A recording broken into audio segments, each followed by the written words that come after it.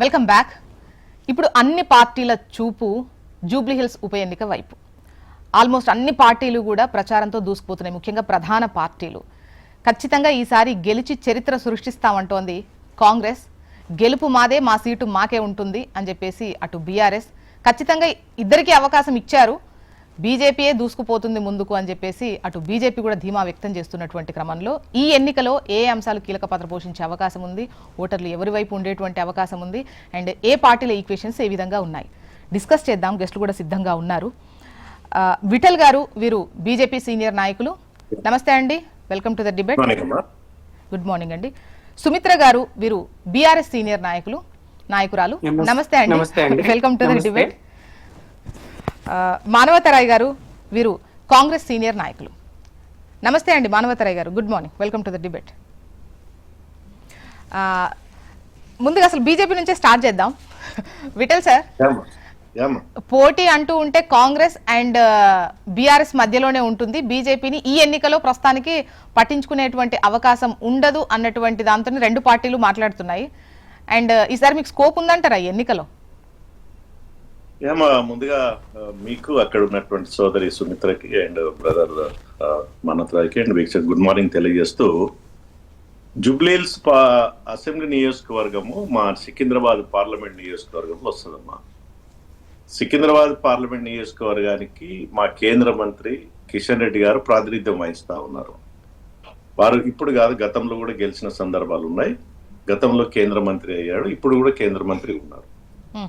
రెండోది ఏంటంటే, హైదరాబాద్ లో ఉన్నటువంటి జూబ్లీహిల్స్ పర్టికులర్ గా ఉన్నటువంటి వాతావరణం ఏంటంటే, పేరుకు అది జూబ్లీహిల్సే. జూబ్లీహిల్స్ నియోజకవర్గం కానీ అది జూబ్లీహిల్స్ కాదు, అది మొత్తం బస్తీ. నాకు తెలిసి 80 నుంచి 90% బస్తీ ఉంటది. తెలంగాణ హైదరాబాద్కి వచ్చినటువంటి తెలంగాణ ప్రాంతమే కావచ్చు, ఈవెన్ ఆంధ్రప్రదేశ్ నుంచి వచ్చిన ప్రాంతం ఉన్నటువంటి మధ్యతరగతి కావచ్చు, కింది స్థాయి వ్యక్తి కావచ్చు, హైదరాబాద్కి వచ్చినటువంటి వ్యక్తులు అక్కడ నివసిస్తారు. ముఖ్యంగా రహమత్ నగర్ లాంటి బస్తీ కావచ్చు, చాలా రకాల బస్తీలు ఉన్నాయి. పూర్తిగా బిలో పవర్టీ లైన్ బీపీఎల్ వాళ్ళు ఉన్నారు, మధ్యతరగతి వాళ్ళు ఉన్నారు, పేద వర్గాలు ఉన్నాయి. సో అక్కడ గత 10 సంవత్సరాల నుంచి నిర్లక్ష్యం గురైనటువంటి వర్గాలు ఉన్నాయి. ఇప్పుడు ఈ 2-3 సంవత్సరాల నుంచి కూడా ఈ కాంగ్రెస్ ప్రభుత్వం కూడా వారిని పట్టించుకోలేదన్నటువంటి వాతావరణం ఉంది. ప్రజల్లో తీవ్రమైనటువంటి వ్యతిరేకత, కోపం ఉంది. సరే, ఇవాళ ఒక సానుభూతి వాతావరణంలో ఎన్నికలు జరుగుతాయని ఎక్స్పెక్ట్ చేస్తున్నాం. బట్ తెలంగాణ మారిన ట్రెండ్ ను బట్టి గతంలో సికింద్రాబాద్ లో కూడా ఇట్లాంటి ఇన్సిడెంట్ జరిగింది. అక్కడ కాంగ్రెస్ విఠల్ సార్, ఒకవైపు సెంటిమెంట్ ఉంది. ఆ గతంలో కూడా ఎవరైనా జరిగిపోతే వాళ్ళ కుటుంబ సభ్యులకే సీట్ రావడం, వాళ్ళు గెలవడం చాలా సందర్భాల్లో 1-2 మినహాయిస్తే ఆల్మోస్ట్ అదే జరుగుతోంది. ఆ సెంటిమెంట్ కాదని మరోవైపు కాంగ్రెస్ అధికారంలో ఉంది, ఆ లైన్ కూడా దాటుకొని బీజేపీ వైపు జూబ్లీహిల్స్ ఓటర్లు ఎలా చూస్తారు? మధ్యకాలంలో జరిగినటువంటి ప్రజల్లో వచ్చినటువంటి మార్పు ఏంటంటమ్మా, సెంటిమెంట్ అంత పట్టించుకోవడం లేదు. సహజంగా మొన్న సికింద్రాబాద్ ఎన్నికల్లో చూసినాం, అంతకుముందు జరిగిన 2-3 ఎలక్షన్స్ లో కూడా చూసినాం.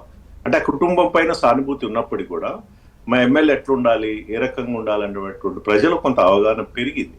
సో ఇవాళ అక్కడ ఉన్నటువంటి స్థానిక సమస్యలు కావచ్చు, ముఖ్యంగా హైదరాబాద్ యొక్క అట్మాస్ఫియర్ కావచ్చు, అన్నిటికి మించి వల్ల కాంగ్రెస్ పార్టీ నుంచి గతంలో ఎంఐఎం పార్టీ నుంచి పోటీ చేసినటువంటి నవీన్ యాదవ్ కి అక్కడ అవకాశం ఇచ్చారు.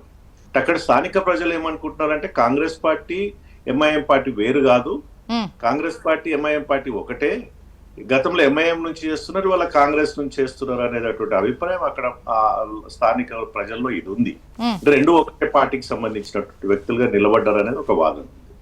సరే, మాగంటి గోపీనాథ్ గారికి వారికి గతంలో ఎమ్మెల్యేగా పనిచేసిన అనుభవం ఉంది, వారి కుటుంబం పైన సానుభూతి ఉన్నప్పటికీ కూడా ఇవాళ మారిన వాతావరణంలో డెఫినెట్ గా బీజేపీ 2 పార్టీలను చూసినాం, బీజేపీకి ఒకసారి అవకాశం ఇచ్చి చూద్దాం అన్నటువంటి భావన ప్రజల్లో ఉంది. తప్పకుండా అట్లాంటి అభిప్రాయం, అట్లాంటి వాతావరణం తప్పకుండా బీజేపీకి అనుకూలమైన వాతావరణం ఉందని మేము భావిస్తా ఉన్నాం.